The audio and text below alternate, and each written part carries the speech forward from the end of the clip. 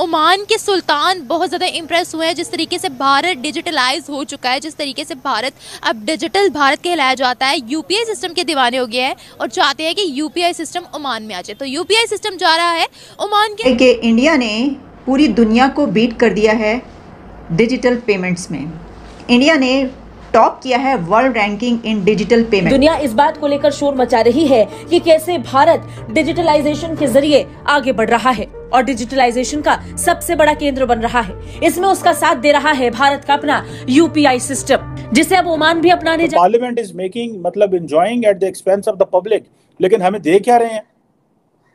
कंप्रोमाइजेस हमें दे क्या रहे हैं? अवाम की तो रेट वहाँ पे है कोई नहीं है, अवामी नुमाइंदे तो वहाँ पे वो तो बोलते ही नहीं है कि मुस्लिम ममालिक के अंदर भारत की पकड़ में मजबूत होती जा रही है।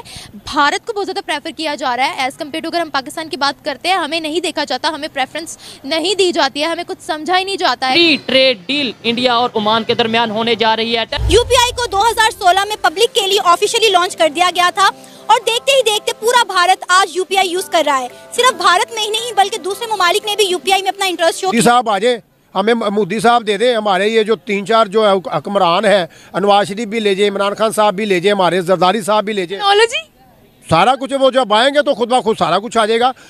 ये जो मोदी साहब है ये ऊपर से थोड़ी टेक्नोलॉजी लेके आए हैं, बिजनेस किया, तरक्की की। भारत हमसे आगे है, मैं मानता हूँ, हर कोई मानता है इस चीज़ पे। देखें इकोनॉमी के हिसाब से भी वो आगे है, ठीक है, साइंस के हिसाब से भी वो आगे है। अगर आप पूरी दुनिया का 4 कंट्रीज़ की डिजिटल ट्रांजैक्शंस को कंबाइन कर लें तो आपको पता चलता है कि वो एक कंट्री की बनती है जिसने सबको बीट कर दिया है। सरपास इंडिया ने कर चुका है इसमें टॉप वर्ल्ड रैंकिंग इन डिजिटल पेमेंट्स। यहाँ पे हमारे अपने ही क्राइसिस इतने हैं कि हम बात ही नहीं कर सकते कि हम लोगों को अवेयर करें कि नहीं जी आप टेक्नोलॉजी में आए, ठीक है, ये बहुत आपके लिए सेफ है। लोग यहाँ पे डरते हैं, लोग कहते हैं कि नहीं यार ये यूपीआई सिस्टम जिसे अब ओमान भी अपनाने जा रहा है।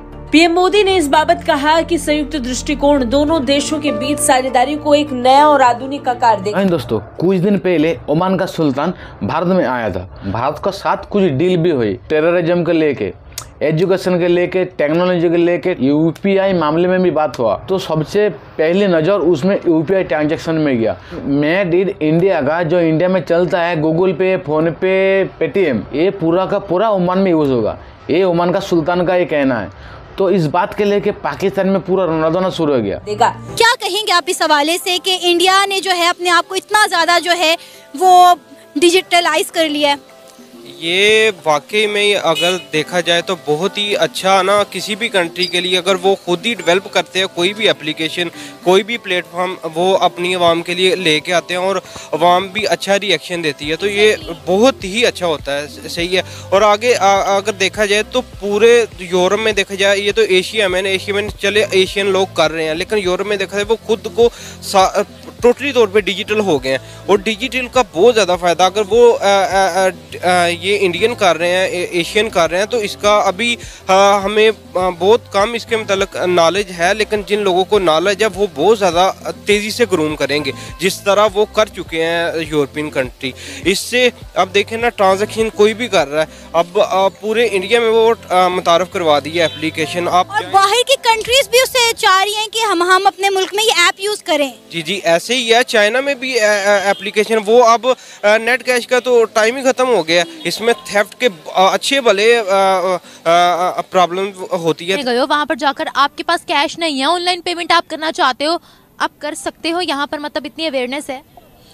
इतनी अवेयरनेस ये है कि हम लोगों को आदत पड़ गई हुई है, जिसको हमने पैसे डिलीवर करने हैं ना, उसे भी पता है कि भाई पाकिस्तान है, 15 मिनट की जगह घंटा लग जाना है, ठीक है, तो घंटे में पेमेंट डिलीवर होती है। वो तो आप इंटरनेट की बात करें, लेकिन वो एप्स जिनसे पैसे ट्रांसफर होते हैं जी, उनका भी क्या यहाँ पर आम बंदे को पता है? क्या आम बंदे के बैंक अकाउंट्स हैं यहाँ पर? बैंक अकाउंट्स हैं, बिल्कुल हैं, ये नहीं है कि नहीं, बैंक अकाउंट्स हैं, लेकिन जब पैसे निकालने की बारी आप कह रहे हैं ना कि मतलब पैसे जब निकालने होते हैं, ट्रस्ट नहीं होता। ट्रस्ट नहीं होता जी, तो ट्रस्ट नहीं है तो फिर बैंक अकाउंट में पैसे ही नहीं जमा करवाते ना। बस हमारे मुसलमानों की मजबूरी बन चुकी हुई है, हमारा पूरा का पूरा डिसिप्लिन ही जो है ना वो चेंज हुआ है। क्या करें, कौन करेगा सही आगे? मुसलमान तो यहाँ तो मोदी साहब आ जाए, हमें मोदी साहब दे दें, हमारे ये जो 3-4 जो हुक्मरान है, नवाज शरीफ भी ले जाए, इमरान खान साहब भी ले जाए, हमारे जरदारी साहब भी ले जाए, सारा कुछ वो जब आएंगे तो खुद ब खुद सारा कुछ आ जाएगा। ये जो मोदी साहब है ये ऊपर से थोड़ी टेक्नोलॉजी लेके आए हैं। आपका इस वक्त हालत ये है कि आप अपनी जमीनें तक बेचने और गिरव रखने पे उतर आए हैं, जिसको आप जो है वो मॉडर्न कारपोरेट फार्मिंग कहते हैं। दुनिया के किसी मुल्क में आप मुझे मिसाल दे दें जहां इस तरह की कारपोरेट फार्मिंग हो कि आप मल्टी नेशनल कंपनीज या दूसरे मुल्कों की कंपनी को अपनी ज़रूरी ज़मीनें जो हैं वो जो है वो दे दें और आप कहें कि जी ये यहाँ पे हम कारपोरेट फार्मिंग कर रहे हैं, तो वो ज़मीनें अगर वो आगे बेच दें, आप तो किसी हुकूमत को तो नहीं दे रहे ना, प्राइवेट कंपनीज को दे रहे।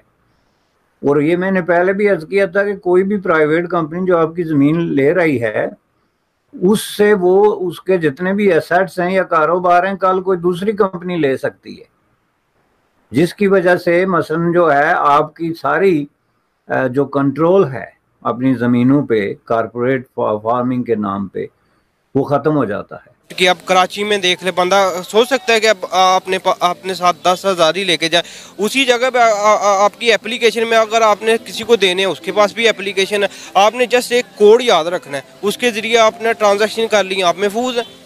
ये बहुत ही अच्छी उनकी बात है कि अगर उन्होंने ये किया और अगर उन्हें बहुत अच्छा रिस्पांस मिला। अब हमारी तरफ देख लीजिए, जायज़ कैश, इजी पैसा, ऐसी वैसी एप्लीकेशन किया और ये भी काफ़ी ज़्यादा अच्छा रिस्पांस मिल रहा है। आपको पूरी दुनिया को बीट कर दिया है डिजिटल पेमेंट्स में। इंडिया ने टॉप किया है वर्ल्ड रैंकिंग इन डिजिटल पेमेंट्स और इसमें जो ट्रांजैक्शंस हैं वो हुई हैं 89.5 मिलियन डिजिटल ट्रांजैक्शंस इन दी कंट्री। पूरी दुनिया को बीट कर दिया है डिजिटल पेमेंट्स में। तो इस वक्त हम बात कर रहे हैं उस डिजिटल इंडिया की जिसने सबको पीछे छोड़ दिया है, जिसमें चाइना भी है और भी तमाम कंट्रीज़ हैं दुनिया के। तो ज़रा देख लेते हैं कि और कौन से कंट्रीज़ हैं और वो किस नंबर पर आ रहे हैं। पहले नंबर पर जैसे मैंने बताया कि इंडिया की जो डिजिटल ट्रांजैक्शंस कही जा रही हैं वो 89.5 मिलियन डिजिटल ट्रांजैक्शंस हैं। अब इसको आप मेरा ख्याल है कि 9-10 करोड़ के करीब ये बनती हैं, हो सकता है ये कुछ आगे पीछे हो, लेकिन इसमें जो डेटा मेरे सामने है वो 89.5 मिलियन है।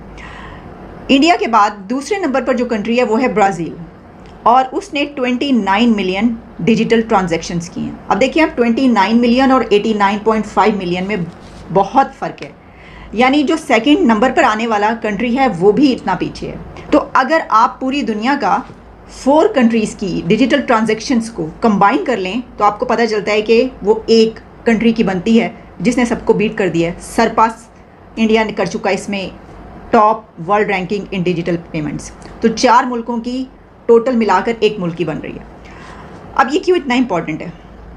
देखें, ये तो आप पता ही आपको और हम इसके ऊपर बात भी करते रहे हैं कि जो कैशलेस इकोनॉमी है दुनिया उसी की तरफ बढ़ रही है बहुत तेजी से। तो दोस्तों आप लोगों ने देखा जब पाकिस्तान मीडिया में कैसे आलोचना हो रहा है इस बात के लेके, चाइना लेकर पाकिस्तान में पूरा रोना धोना शुरू हो गया। पाकिस्तान का ये कहना है जो ओमान मुस्लिम देश होते हुए भी इंडिया का साथ, काफिर का साथ क्यों टेक्नोलॉजी लेगा, इतना टेक्नोलॉजी में इतना आगे जा रहा और पाकिस्तान कुछ भी नहीं है क्योंकि उन लोग का ये कहना है जो इंडिया ऐसे टेक्नोलॉजी बना रहा, ऐसा सिस्टम बना रहा, पूरा वर्ल्ड का नज़र इंडिया में है।